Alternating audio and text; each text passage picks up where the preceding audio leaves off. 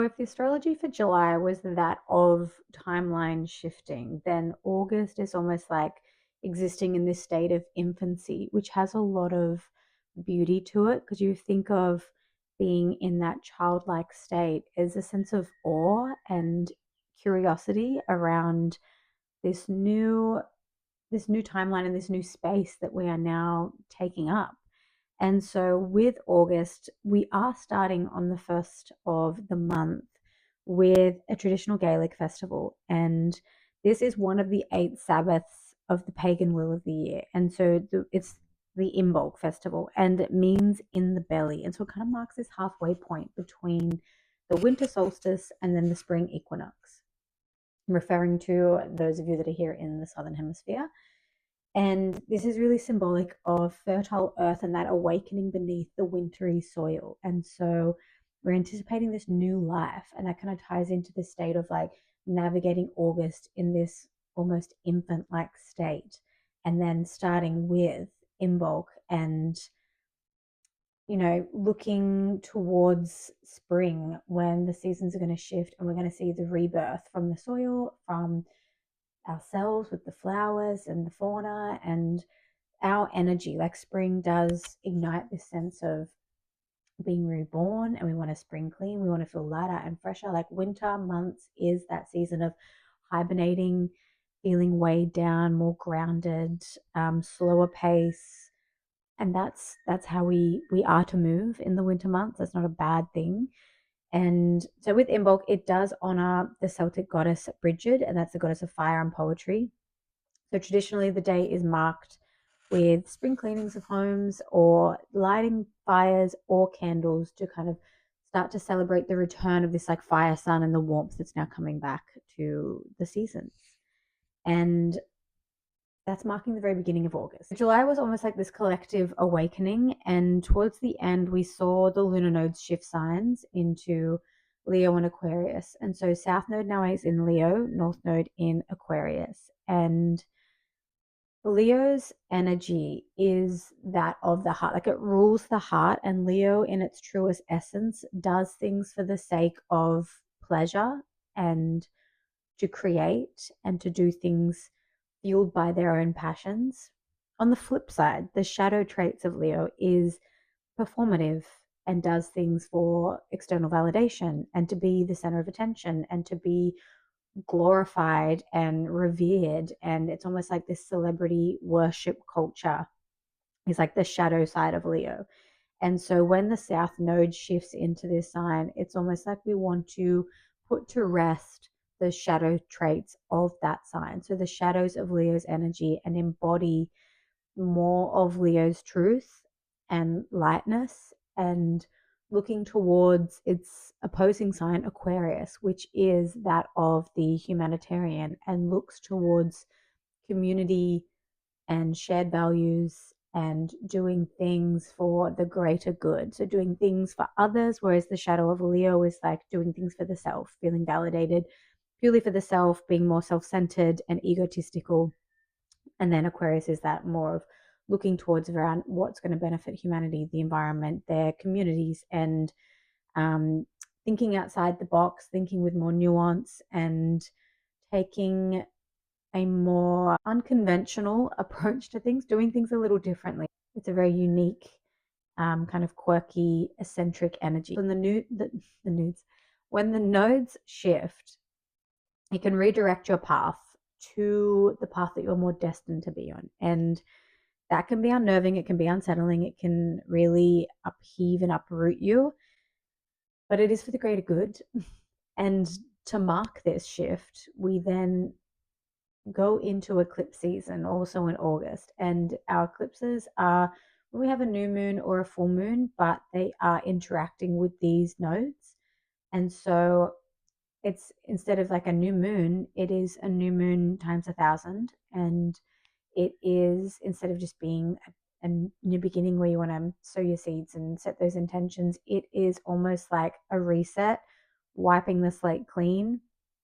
Fate has intervened, and it is ushering into a brand new beginning of something that you couldn't have even dreamt of or comprehended. But the process of that can be intertwined with layers of grief because some things have to end to make space for the new to come in. I think that's where we can get a little thrown off.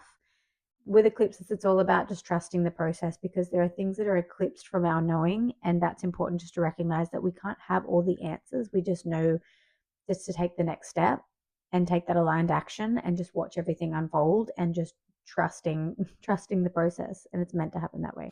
I remember when we had the node shift into the cardinal signs and me being a Cancer rising, it completely flipped life on its head and it almost happened instantaneously. It was like the moment that the node shift that weekend, everything just went haywire. Relationship ended. I had to move out of my house unexpectedly, lost my job. Like those main sources of security all just got ripped away. And the process of navigating that was there was a lot of stress, there's a lot of anxiety, there was a lot of unknown, and there's a lot of fear and all the rest of it, but literally just took it day at a time, moment by moment. And the process of getting from there to where I am now, it's like I look back and I think, thank God that happened. Thank God that happened. You know, all of it, all of it. Thank God that it happened because it led me to where I feel like I really am supposed to be and in a really good way. But the process can be difficult. We're not going to sugarcoat it. We're not going to beat around the bush. It can be a very unnerving time. August, with the eclipse season, there is going to be a focus on changes to technology, communication, connection, community, and alongside this purge of this performative nature. And I think a lot more people now are growing tired of social media and influencer culture and just media in general, the rise with AI stuff, all the rest of it. I know I'm not alone in feeling this just heaviness and fatigue, this ongoing fatigue, and just feeling fed up by it all. I have made the decision to just come off social media. I know I'm posting here now to YouTube. I'm still here, still will share some bits and pieces on TikTok, mostly just Substack and here on YouTube, but have just logged off Instagram altogether.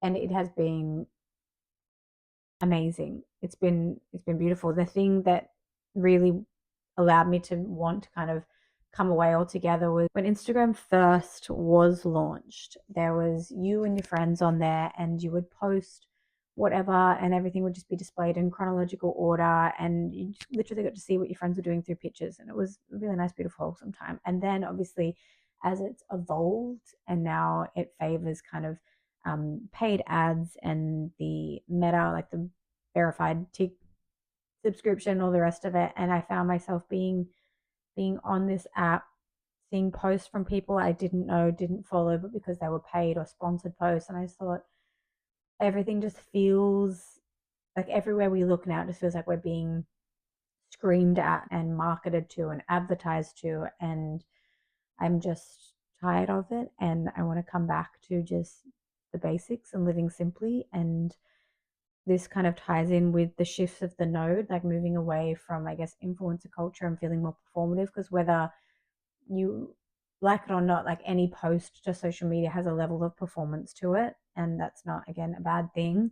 But I think for me, I just grew tired of having another thing to be thinking about and altering life and the way you addressed and what I did, and just having another thing to manage mentally and put energy into this online sphere, and recognizing that I didn't place much value or importance on that anymore. And so the decision to come away felt easier to make, and my business was online for the most part. So I moved back from that and now just doing kind of face to face work, focusing mostly on Pilates teaching, and now just sharing on astrology when I feel like I want to, and doing these monthly reports because I enjoy them, and just doing things literally for the sake of pleasure and not to try to receive anything, validation, money, followers, likes, views, any of that in return. That's kind of where I am at, and that's kind of a similar theme collectively with the energy that's coming through the cosmos. And so instead of having so much emphasis placed on influencer celebrity culture, we're removing people from that front and center and focusing more on community and humanity. Jupiter is in Leo, and that's igniting more of this giving back energy rather than attention seeking for the self. And so it's this major kind of collective ego death. So Aquarius and Leo, along with fire and air signs, might feel this in a more positive, lighter way. It can feel like fate is just going to flow easily, but Taurus and Scorpio, for you, if you have major placements there, that can feel a little more like there's this lack of control, and that might feel a little unsettling. It's all for the greater good, I truly believe. Saturn did station retrograde towards the end of July as well, so we're still kind of recapping on the end of July for this first part, and it's focusing on us like recalibrating our energy. Joining this now, so it's station retrograde in Aries, and then Chiron will station retrograde the 4th of August. And that's going to stay retrograde until January of 2027. So it's a nice slow plod along retrograde, and it's happening in the sign of Taurus. So that's really allowing us to reflect over core wounds around our sense of security, where we place our value, coming back to living simply and noticing what grounds us and nourishes us and what truly gives value back to us. So Taurus is that traditional ruler of the second house over where we place our worth and what we place value upon. Also talks about like our material possessions, our sense of security, our sense of self-worth, and kind of how we make money in a way to obtain the things that we want, the things that we desire. That's kind of the second house, and it's where Taurus kind of ties into it, being Venus ruled. It's an earth sign, so it talks about the matters of what's physical, what's in this 3D, things that you're going to place value upon. And with Chiron there, it's kind of shining a light on some wounds that we might have around, are we worthy enough to receive this? Are we valuing the right things? Are our values misaligned? And Chiron there is going to expose the wounds. It's going to rip the band-aid off so we can heal them. And this is a nice, long, slow kind of plot along with this energy. With Saturn there, so we're kind of grounding down, recalibrating our energy, reassessing where our values truly lie, moving away from what we feel like we need to do to perform and what personality we need to put on to be liked and well received, and looking more towards who we are as our most authentic selves, truly understanding what we value and hold dear, and filling our lives with those things and moving towards those things and away from the surface level and the temporary and the superficial. I mean, this looks like for me, I guess, with this whole Chiron Taurus retrograde, finding joy in a sunrise, which is free, rather than something like a designer shoe, which obviously costs a lot, right? Like, what do you hold value over the other? Mars enters Cancer on the 11th. And so this is looking, Mars is that planet of action and assertion. And it's now looking how we are asserting ourselves to seek out comfort and nourishment and care. Cancer is a very emotional and intuitive sign. So this is looking less like impulse and acting more from intuition and trusting that subtle nudge. And our intuition is something that we can hear and act from when we have time of slowness and solitude and trusting that we know ourselves fully to be able to then understand when the nudge happens and we feel that intuitive hit, to move towards that and to trust that rather than listening to the noise. And again, that comes back to how everything is trying to market to us and advertise to us and scream to us, and it's fighting for our attention. Trying to reduce all of that noise so you can truly understand and listen to the matters of what's coming from in here and your intuition and be guided by that. We then have our first eclipse on the 13th. So a new moon total solar eclipse in Leo. So all of that energy is building up to then this new reset, clean slate, Leo new moon. So it's a new moon times 1,000. It's a total solar eclipse. It's this major reset and unraveling. So this marks letting go of our old paradigm to be able to move towards the new. And again, the only way to make space for new is to get rid of the old. We don't create more space. We reduce the clutter in the space so that the new stuff can actually come in, and we've got places for it. We've got capacity for it. And so there's that level of grief that comes with letting go of the old, even if they're things that aren't serving you anymore, if they're things that you didn't particularly enjoy. It's still a grieving of past selves, past relationships, past places, and trusting that what is coming in is going to be more aligned for you. Trust is a key element with any eclipse, trusting in yourself, your fated path forward, and the process. So the new moon is going to form a trine to Saturn in Aries, and Saturn is in its fall here. So what you have been building towards, it might not come without you having to put in the effort, but allowing, because it's very fated energy with the eclipse, so allowing fate to really step in and provide that extra support and energy and insight that you need. It can be a time we don't really feel like we have a lot of agency of what is unfolding, and that is pretty typical with eclipses. They're kind of outside of our control, and that can be both unsettling and confusing. If you have Leo and Aquarius placements in those later degrees, and Taurus and Scorpio, so they're going to be impacted by this the most. Also understanding what houses are occupied by either Leo, Aquarius, and even looking at those other fixed signs, Taurus and Scorpio, just to understand where the energy, what area of your life this can be kind of showing up in. That's going to kind of give more context and texture to this. So if you have sun, moon, rising in fire signs of middle to end degrees, this can feel quite harmonious for you. But those with those fixed signs, typically in the later degrees of the fixed signs. If you want more insight around this and where it is lighting up your chart, this is where personal chart readings really come in handy, because it gives you the visual of your chart. I'll talk you through it. We look at the upcoming transits, answer any questions you might have around like work, career path, life path, relationships, health, all the rest of it, and kind of see the trajectory of your life and things that how they are unfolding and how to best kind of work harmoniously and with the current of the energy rather than trying to like swim upstream against it, basically. I'll leave the links for everything down below. If you are curious to dive in deeper, no pressure, of course. With August, we have all out of planets apart from Uranus that are retrograde.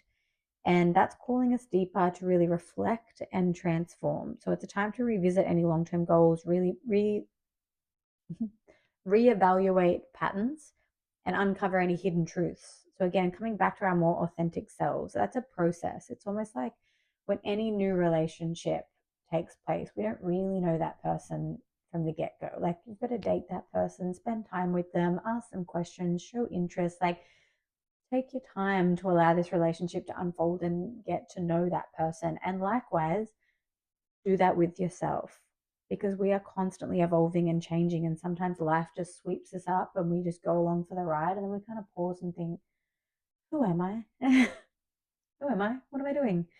And so it's really important to continue to check back in, date yourself, invest into yourself, spend time with yourself. Time in solitude, it can feel unsettling at first. I think if you kind of edge your way into it, maybe you start to spend the first hour of the morning phone free, the last hour of the night phone free. Maybe you start to drive without the radio or any music playing if you're going on a drive, and just drive in silence where you can't touch your phone, and just start to increase more time and pockets where you don't have any inputs coming in. For me now, I kind of have my phone on do not disturb a lot of the time. I'll leave it in my room if I'm out in the lounge room or doing something else. I go sit outside without it, try to go for walks now without it, try to have as much time without my phone nearby, without being contactable. And even now, not having music playing, not having anything showing on TV or anything in the background, and just creating more and more time and space in silence. So it can be really jarring to go from noise to then trying to shut everything off and just like sit like a monk and meditate. So just slowly increase that space of silence, the quiet times. Start with a couple of minutes, go from there. Can even start with just like an extra longer shower, just times where you can be with yourself, with your thoughts. I find driving really nice because it's almost like, especially if it's a nice scenic drive, not when you're bumper to bumper in traffic, and just allowing yourself to ponder and question and reflect.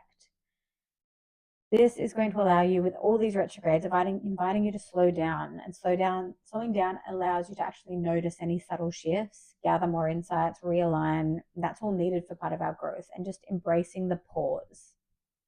That's it. That's all I'm saying. So the week following that new moon total solar eclipse, it can feel a little scattered and unpredictable, as we're in the midst of eclipse portals now. In this time, anything goes. So it leads us to the partial lunar eclipse in Pisces. So this is because the nodes were in Virgo and Pisces, then shifted into Leo and Aquarius. And so this next full moon, the lunar eclipse, it's in Pisces. So it's happening, it's the last eclipse to occur with that Virgo Pisces axis. And so it's closing out that cycle for us, because it's a full moon. It's this culmination of energy. It's this big ending, big release of energy. And so the nodes have shifted. So there's still something left undone that fate requires us to face. And the energy will not feel as intense just because it is an out of sign eclipse, but there's something that the universe has in store for us that is going to come about. And Pisces is, again, that 12th zodiac. It occupies the 12th house traditionally. So they're all the houses of endings. It's wrapping up. It's the finality. It's the closure. It's a very spiritual and romantic and creative and artistic and dreamlike sign as well. So there's something here that might not be physically for us to face, but maybe more emotional or psychological. It could be the final thing left to do to allow us to heal and to transform and to completely evolve, and to then embark now on this new journey where your soul has been journeying to for the last 18 months. Mercury is in Virgo and it opposes this full moon. So there is something in the head to get out of your head to allow you to move towards the guidance of your soul.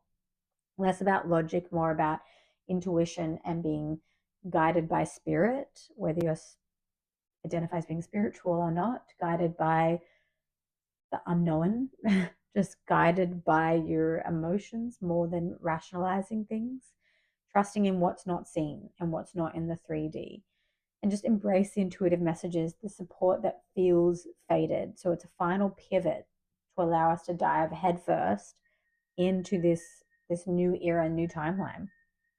Action, decisions are portals, actions portals, relationships portals.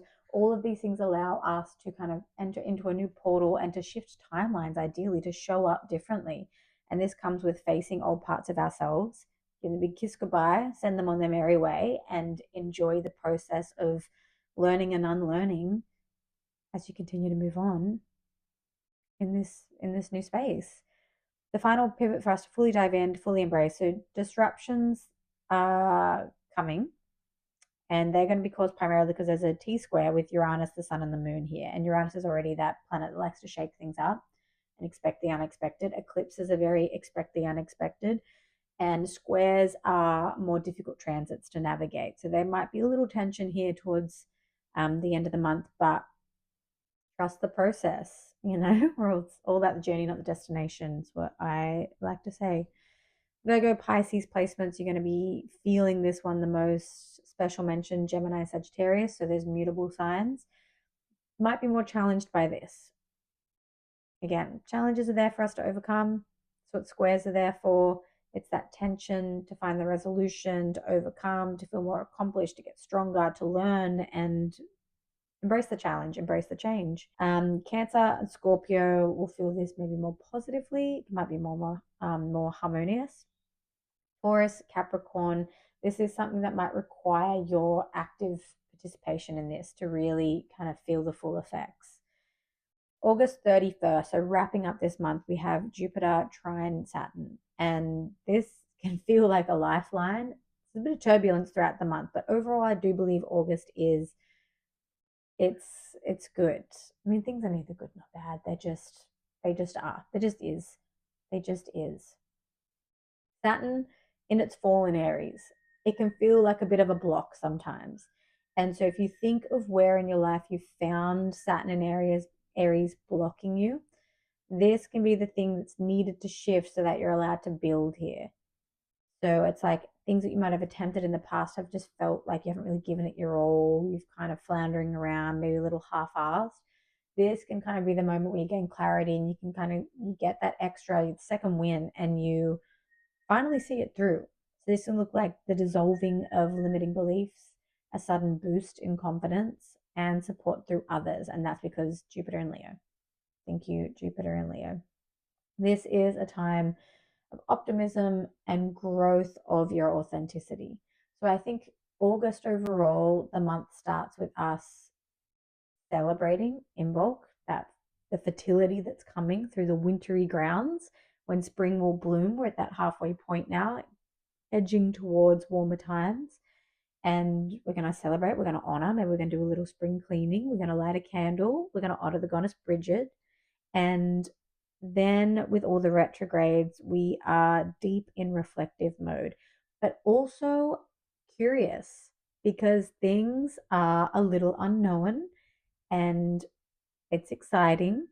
And we're looking around with these childlike wonder and awe and curiosity around, I wonder what's coming next because I've just put a lot to rest.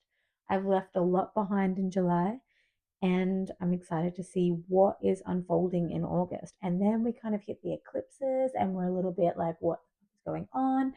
And then we have this really nice trine at the end where it's like, I can see where my mind has held me captive in a way, and I'm now unlearning those limiting beliefs and those self doubts. And I trust myself. I've been dating myself. I've spent time with myself. I've had time of solitude. I've created pockets of peace. And I understand now what truly lights me up and what I value. And I'm going to move towards that. I finally understand it now. I have the light bulb. I have Jupiter and Leo, and it's guiding me through. And things are going to turn out really, really nice. Little turbulence, that's fine. Smooth sailing after that. It's going to be a really nice landing. As I said, personal chart readings are available. You can mostly find me here on YouTube posting these and sometimes TikTok, but not really Instagram. I'm going to pop links below if you do want to book anything in or if you want to stay in touch. Otherwise, I will see you in the next one. I love you.